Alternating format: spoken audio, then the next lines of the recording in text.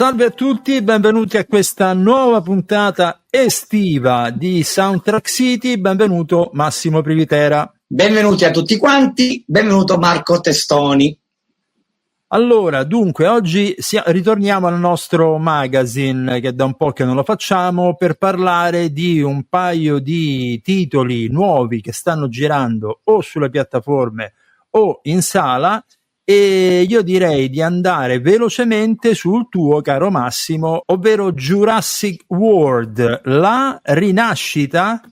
Bravo, la rinascita. Comunque lo diciamo subito, questo Jurassic World, la rinascita, è l'ennesimo capitolo del franchise di Steven Spielberg, che è del Jurassic Park storico degli anni 90. Tra l'altro questo qua è il settimo film, che iniziò con Jurassic Park 1, 2, 3 e poi divenne Jurassic World.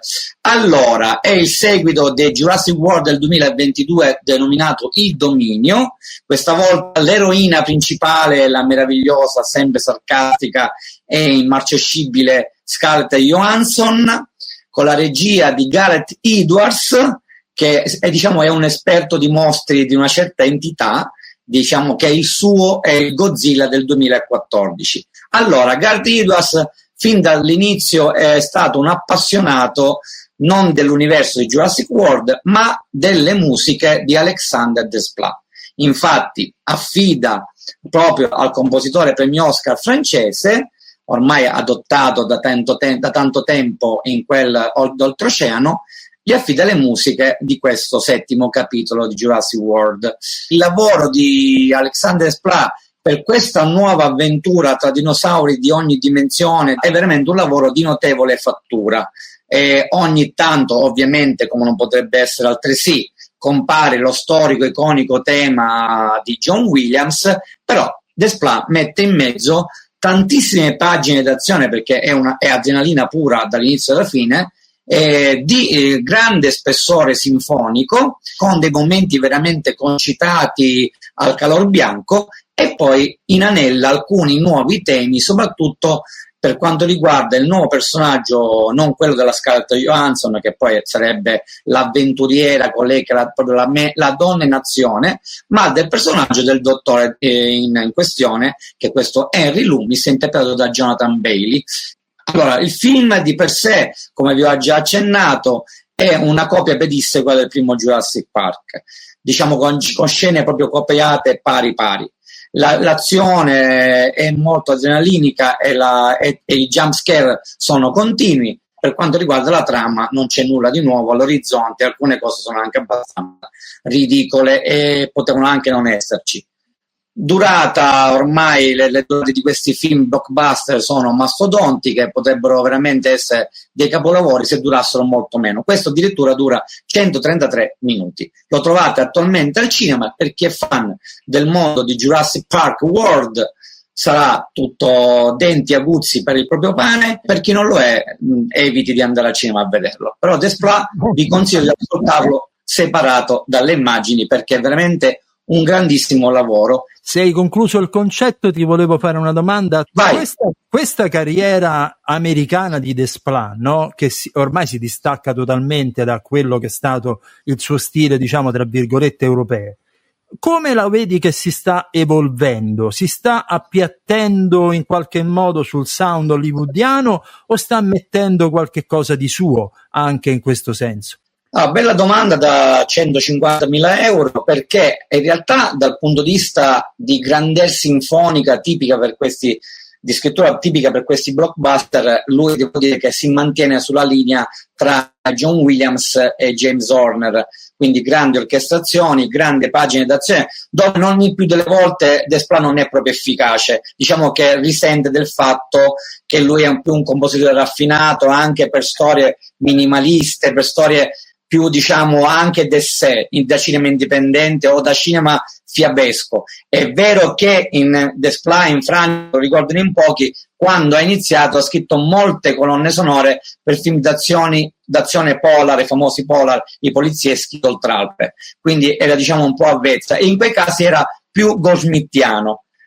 quando va in America e realizza le colonne sonore per questi blockbuster, per l'appunto diciamo che segue la linea williamsiana o horneriana, però si riconosce il Desplat che noi tutti amiamo, quello più delicato, raffinato, elegante, quando ci sono questi temi intimisti un po' più accorati. E allora lì... Comunque, in sostanza, come dice il proverbio, mette l'asino dove vuole il padrone, ovvero quello che è tipicamente il linguaggio musicale hollywoodiano. Non mi sembra, questo l'ho chiesto perché non mi sembra che aggiunge più di tanto in quel contesto lì, quindi va bene. Allora, io invece, come sai, ritorno nella mia vecchia Europa e vado nelle mie fissazioni che ho, ma a un certo punto bisogna pure, come posso dire, ammettere che la serialità scandinava è a livello europeo una serialità di serie A. Ormai c'è una tradizione notevole da questo punto di vista. Io voglio ricordare che chi volesse, ecco, in qualche modo avere un'idea di che cosa è la serialità TV scandinava, soprattutto nell'ambito crime, thriller, si andasse a vedere, ecco, alcune serie ormai diventate capostipiti, The Bridge, che è una produzione svedese e danese, che poi ha avuto svariate altre declinazioni in tutto il mondo. E poi abbiamo Trapped, che è islandese, con le musiche peraltro di Hildur Gunnadóttir e Johan Johansson, cioè una coppietta da niente.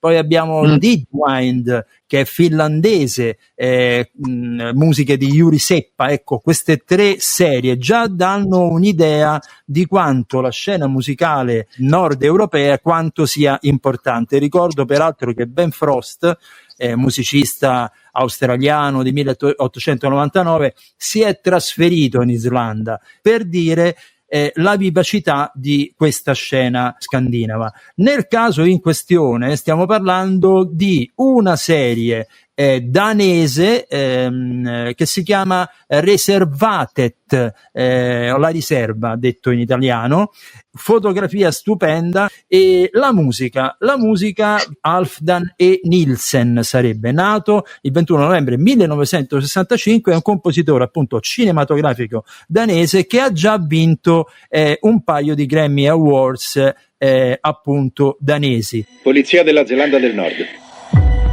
È una ragazza alla pari, è sparita dalla casa della sua famiglia ospitante l'altro ieri. Va detto, a proposito di questa serie TV molto particolare, che è uno strano tipo di crime, cioè sembra una serie TV che in realtà ha anche degli aspetti drammatici che lo fanno assomigliare appunto a un film di denuncia sociale, perché si parla della Copenaghen bene, che viene in qualche modo scossa da una scomparsa di una ragazza filippina. Andate a vedere soprattutto il finale e capirete che si sta parlando di una serie molto particolare. Le musiche, lo ribadisco ancora, sono chiaramente della scuola scandinava, quindi con queste grandi sospensioni timbriche. Io spesso parlo del leitmood, quasi in alternativa al leitmotiv. Qui non ci sono leitmotiv se non queste voci, questo coro ricorrente che un po' ricorda, soprattutto delle armonie, del Mistero delle voci bulgare, che sarebbe un gruppo ormai storico di musica vocale folclorica bulgara. Per qualcuno di voi che se la ricorda, fu utilizzata addirittura da Elio e le Storie Tese per il pippero. Vale la pena ricordare che ci sono anche due music supervisor, Mattias Flensborg e Mikkel Malta, che vanno a garantire anche una serie di canzoni di repertorio molto molto molto interessanti, soprattutto per noi sud europei, perché potremmo ascoltare quello che è normalmente la musica che ascoltano loro. La differenza che c'è con quella nostra, sempre di mainstream si parla, però è completamente diverso da questo punto di vista. Quindi mi sento di consigliare a tutti questa serie televisiva che trovate su Netflix. Bravo, quello ti stavo chiedendo, dove si trova questo po' di serie?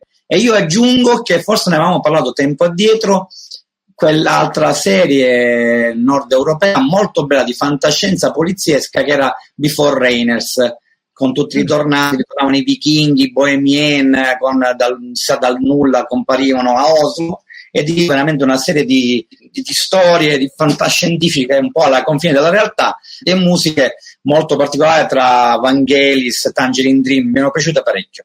Ecco, vedi, questo qui mi fa capire come, ripeto, anche poi guardando il casting, guardando le scenografie, gli interni, la fotografia, mi sembra veramente che poi, mettendolo a confronto con certe nostre produzioni nazionali, non regge proprio il